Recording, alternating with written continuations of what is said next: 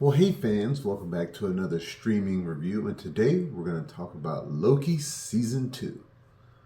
So, Loki Seasons 1 and 2 is by far my favorite Disney Plus original Marvel series. I think they far surpass even WandaVision in terms of enjoyment, in terms of how well it is written, how it connects to the multiverse saga. I think both are about even in terms of how much I like them. But season 2, probably I will give an edge by like zero point 0.5 points. So in terms of a score, and I'm going to go ahead and get this out of the way early, I'm going to give it a 4.8 out of 5. It was a thoroughly enjoyable season, luckily for me. I was able to get some of the episodes early, even though I'm putting this review out super late. I just wanted to spend some time to actually think about it. And yeah, it was a really enjoyable season. The cliffhanger after episode 4 is one of the best cliffhangers in television history. I remember sitting there with my jaw on the floor thinking, why didn't they give us the rest of the episodes? What's going to happen next? The timeline has exploded. I actually rewound the episode 3 times just to watch it again and see what happened.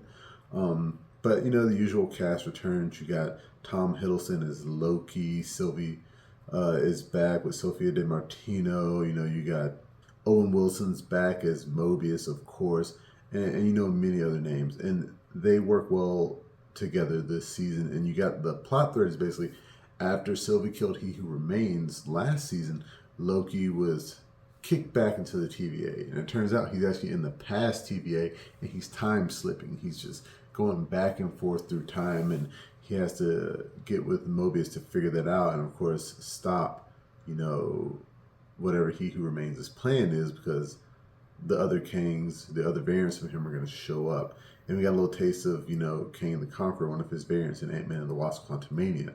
And to fix this, they go to Ouroboros, who is played by Huy Quan. And he's a standout this season. He was great. He was a wonderful addition. I'm glad they added him. And I really enjoyed seeing his character. I recently heard that this was created as a 1-part, 2-part series. They didn't have a plan for a season 3. And I do think that is a mistake. I would love to see a season 3 and 4 of this. There are so many characters they continue to explore and figure out, how are they going to solve this multiversal crisis? As you realize at the end, Loki, gives up his, freedom, so to speak, to basically become He Who Remains.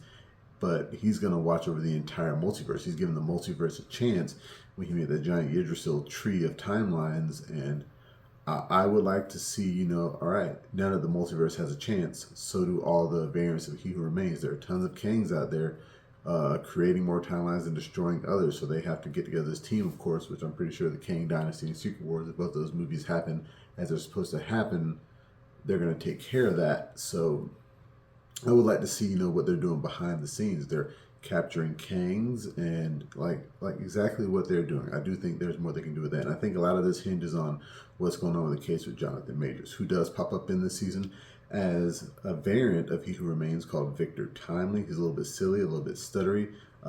Majors plays him well. He also pops up as He Who Remains again in a fantastic scene.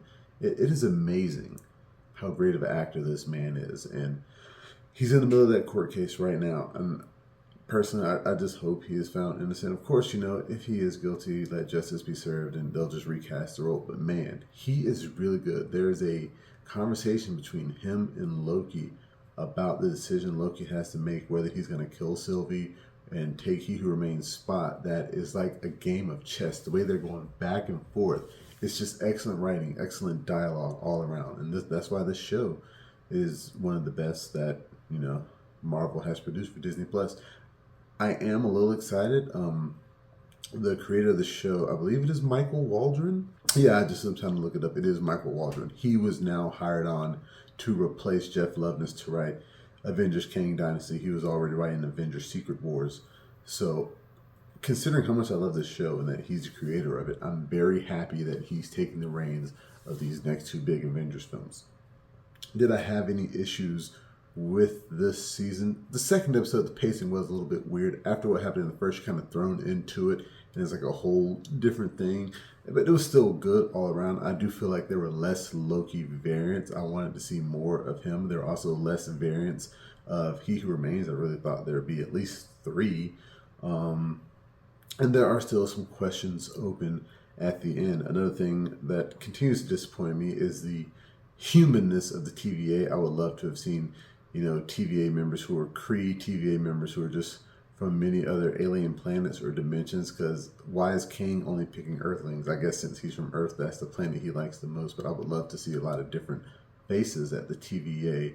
Another thing that continues to disappoint me about the series is the fact that Loki, with all of his time-bending abilities that he has by the final episode, we do not get a scene with him visiting Thor. We do not get a scene with him visiting Odin. We do not get a scene with him visiting his mother, Freya. And out of all of those, I would have liked for him to have visited Freya. He loves his mother more than anything, and I think that would have been a great scene for them to show, because they make it seem like his only friends are like Sylvie and the people at the TVA, like Mobius and them. And while he has become very friendly with them, and it is great, they have gotten away from like who Loki is in the movies. And I think that's why I would like to see more. I still would like for this Loki to reunite with the main Thor at some point, even though, he is technically a variant. I think that would be great.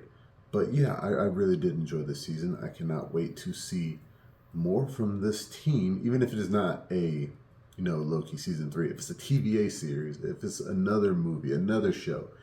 I really enjoy what they did here, and I hope they can continue. I'd like to thank you guys for joining me for this review. Remember, you can find the full review on YouTube and the website flipfrogllc.com/flixfrog. You can find us on Facebook, Instagram, Twitter, and Reddit. And please, pretty please, make sure that you subscribe. And until next time, I'll be seeing you.